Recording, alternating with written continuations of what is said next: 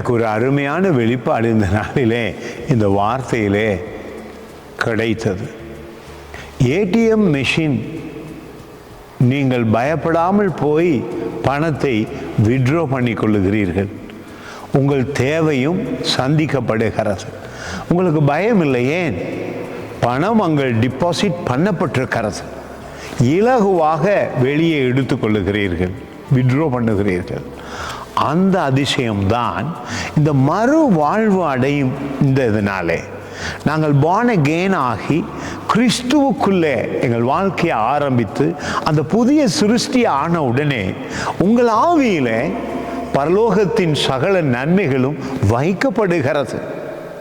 நீங்கள் கிறிஸ்து மூலமாக நம்புவதினாலே, விசுவசிப்பதினாலே அற்புதமாக அவைகளை பெற்று கொள்ள முடியும்.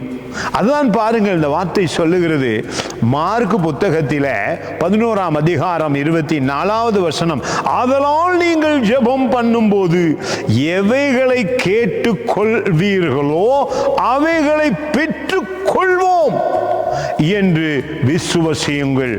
அப்பொழுது மிக முக்கியம், அவைகள் உங்களுக்கு உண்டாகும் என்று சொல்லுகிறேன்.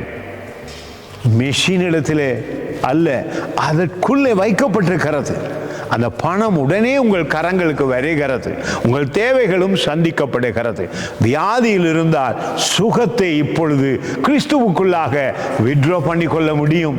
காரணம், கிறிஸ்து உங்களுக்காக சுகத்தை உங்களுக்குள்ளே வைக்கிறார். எல்லா நன்மைகளும், பண ஆசீர்வாதம், சகல நன்மைகளும் கிறிஸ்துவுக்குள்ளே நமக்கு உண்டாகி இருக்கிறதினாலே, நாங்கள் மறுவாழ்வு அடைந்ததினாலே, புது வாழ்வு அடைந்ததினாலே அதிசயமாக உங்களுக்கு வித்ட்ரா பண்ணி கொள்ள முடியும். அந்த விசுவாசம் இந்த நாளிலே உங்களுக்கு உண்டாகி இருக்கிறது. God bless you.